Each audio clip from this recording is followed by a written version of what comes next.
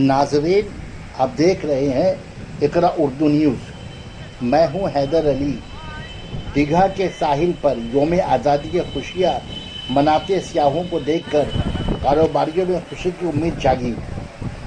जैसा कि हम सभी जानते हैं कि 5-6 महीने से पूरा मुल्क जिस तरह कोरोना की महामारी से जूझ रहा है, बंगाल में भी कोरोना तेज़ी से अपना पैर फैलाती नज़र आ रही है।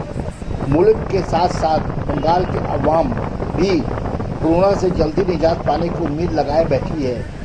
कोरोना की इस महामारी के दौरान बंगाल के अवाम योम आज़ादी की खुशियाँ जोश व खरोश से मनाई। पश्चिम मिदनीपुर के दीघा, मंदारमनी और तेजपुर के साहिल पर आज़ादी की खुशियाँ मनाती सियाहों को देखकर दीघा के कारोबारियों के अंदर खुशी की लहर नजर आई। उम्मीद की जा रही है कि दुर्गा पूजा त्यौहार के आमद तक बंगाल के अवाम को कोरोना की वबा से आज़ादी मिल जाएगी।